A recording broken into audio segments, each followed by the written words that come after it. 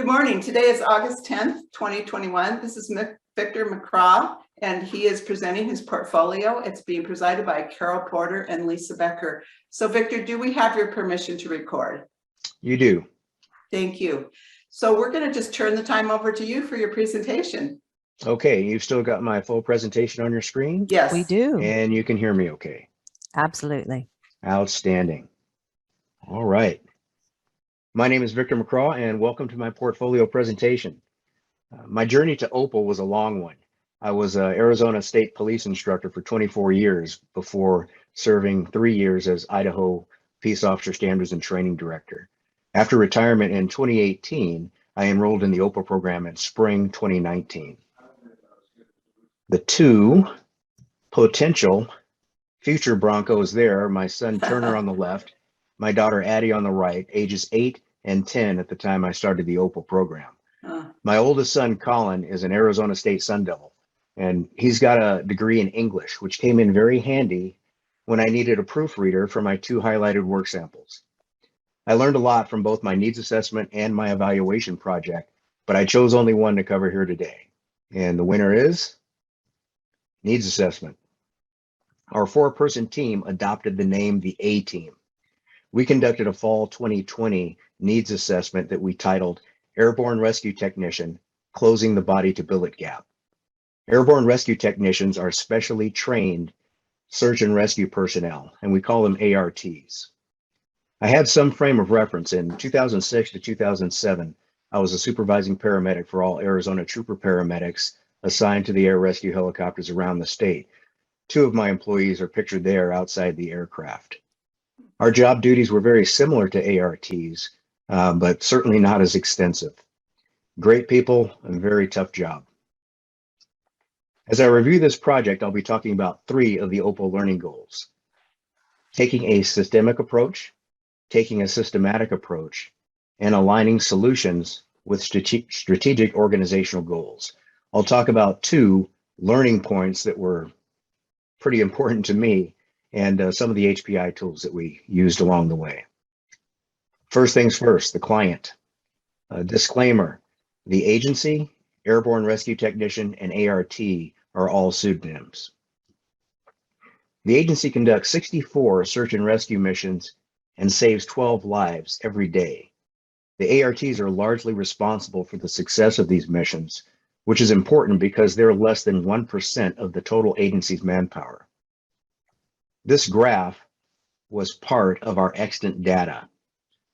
The green line are ART billets, and billets are positions that need to be filled. The dashed black line are bodies, and those are the number of ARTs actually available to fill the billets. Anything below the yellow line is considered understaffed, which means the ARTs are very stressed in performing their duties. Anything under the red line is a critical staffing failure. It compromises the agency's strategic goal of maintaining workforce readiness, and it compromises the ART's ability to save lives. During our needs assessment, this gap was very readily measured. Out of 400, 22 didn't seem like a big deal, except it put us below that red line. And the annual attrition was 20. And the agency wanted to add more billets the following year. So we thought we better get more ARTs.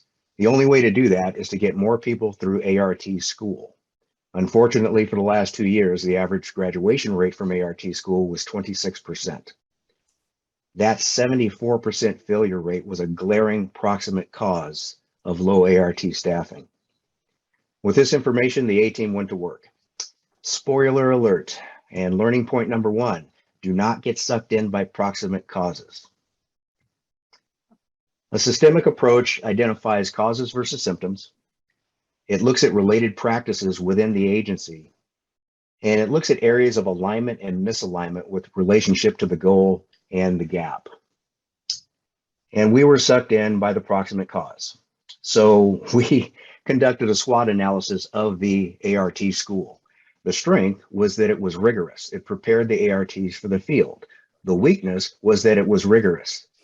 It caused up to 60% of the students to just drop out on their own. It was so hard.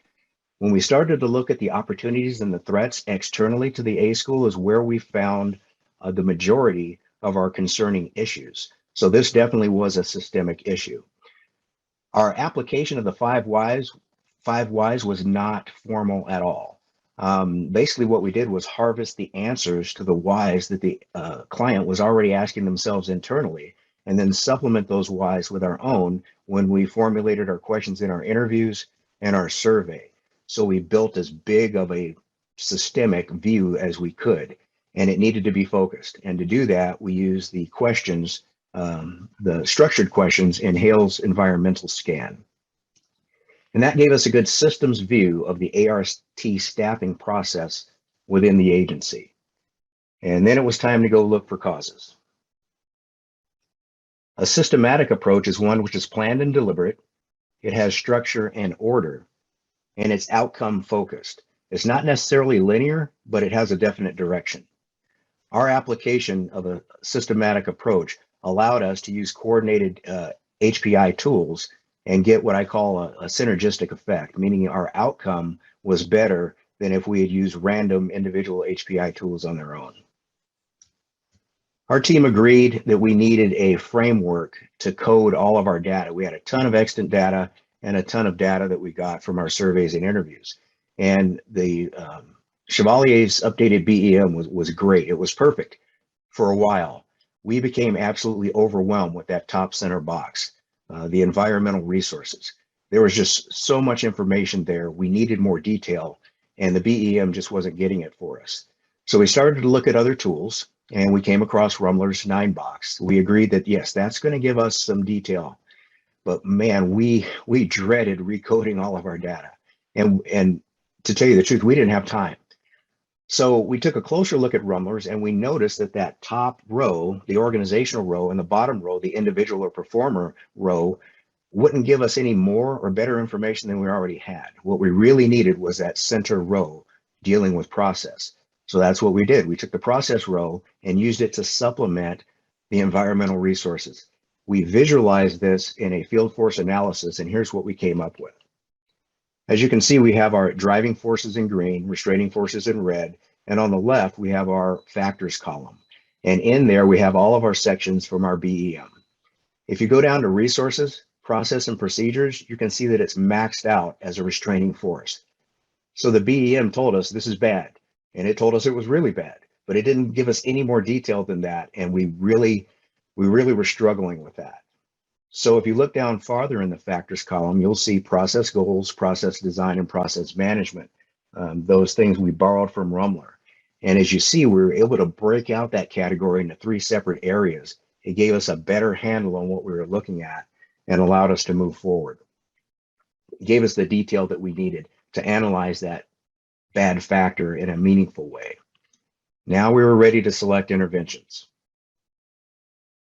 An approach which aligns solutions with strategic organizational goals considers goal versus gap, it targets interventions, and it proposes feasible solutions. Now, that first thing I said there, goal versus gap, it would seem like the goal and the gap are the same thing. They should be, but they're not. We could have closed the gap by creating more ARTs. We could make ART school easier, get more graduates, and close the gap. But it wouldn't accomplish the goal of workforce readiness because we would have poorly trained ARTs in the field. We could close the gap by suggesting that they just lower their number of billets, cut out a number of billets, and you'll be able to fill them with your available ARTs. But less ARTs in the field do not accomplish workforce readiness, doesn't accomplish our goal. So I think to satisfy Gilbert's second leisurely theorem, we really have to fill that gap, close the gap in a way which accomplishes the goals, or else our performance improvement is going to be 0. Our application of our alignment with the organizational goals ended up with us identifying 5 problem areas in the agency and prioritizing our interventions. And I'll start out talking about Van Team's HPI model. This is a graphic that I put together for my portfolio. It kind of correlates our Van Team's process with the Watkins steps that we were following and some of the HPI tools that we were using. If you'll notice in the upper left is the performance analysis of needs or opportunity box. the same box that appears in the upper left of the traditional Van Team model. What's not shown there is the down arrow that points to that big evaluation box.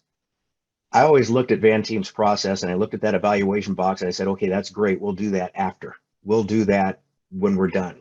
I didn't consider that part of that box that talked about the meta evaluation and the validation. And that's absolutely what we needed. When you look at that box, you know, as you're an HPI person going through this, there's some safety in that box. I mean, you feel confident within that box. Everything you're dealing with has already been done or is currently happening. It's somewhat tangible. You can see it, you can measure it, you're confident. But when it comes time to transition out of that box to intervention selection, you don't have that sense of confidence anymore. We're saying we know what we're doing, we're going to select interventions, and we're going to give you recommendations. And in this case, the client was going to use those for ART staffing. It could be life or death. That was a big deal. So we used our field force analysis to bridge that gap, as you can see there in the diagram. We went back, we looked at everything we did, we recoded some of our data, and we made absolutely certain that what we were being shown in our field force analysis was an accurate picture of what was going on. We paired that up with Hale's families of interventions. And what we came up with brought us to this infographic here. I want to point out three things about the infographic. I'm not going to go into detail. First thing I want to point out is a product of our systematic approach, which is the two columns. Process first, and then deal with skills and knowledge, bringing that forth from the BEM. A product of our systemic approach is the fact that these 5 problems are all over the agency.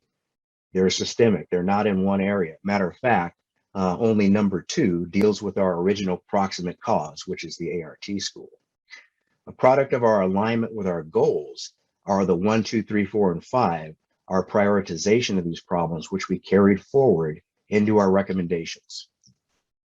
This infographic is representative of our team's needs assessment deliverable to the client. And I want to point out a few things here. First, the 4 functional areas: recruiting, indoctrination, non-rated assignment, which is basically their first field assignment, and then the ART training. Those are things we did way back when we used Hale's environmental scan, and we brought those through our entire needs assessment and looked at each category and made sure that we interviewed people dealing with each of those operations within the agency as we went along. The second thing is the 5 prioritized interventions that we talk about. Those are carried forth directly from the problems that we prioritized. Number 1 being aligning and measuring across the entire process. No one at the agency had knowledge or control over the entire ART staffing process. Number 2 dealt with ART school. It was more of an evaluation pass-fail than it was a training environment. Because their training time was limited, they needed very well-prepared students showing up day 1, which is why 3, 4, and 5 exist there in our diagram. Number 3, type 2 program, is kind of like declaring your major in college. It's raising your hand and saying, hey, I want to be an ART. Once you get those people, you want to cast a wide net, get as many of those people as you can and support them well and let them know that they're supported.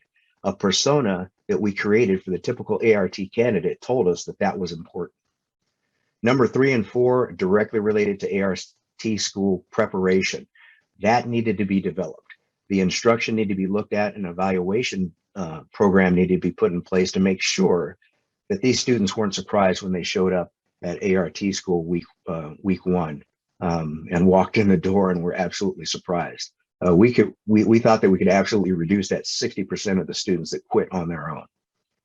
So putting all these things together, we formulated this infographic. We used the terminology from Hale's families of interventions to inform the client about what to do, just not where the problems were. And I think we came up with a pretty good product. I'm pretty proud of what our team came up with. And that concludes my presentation, or my overview of this project. I'd like to thank all my team members of the A-team, and our professor, Dr. Villachica, calmed us down several times when we were panicked. And Chris Slater and Sherry Lockett-Zubak were excellent.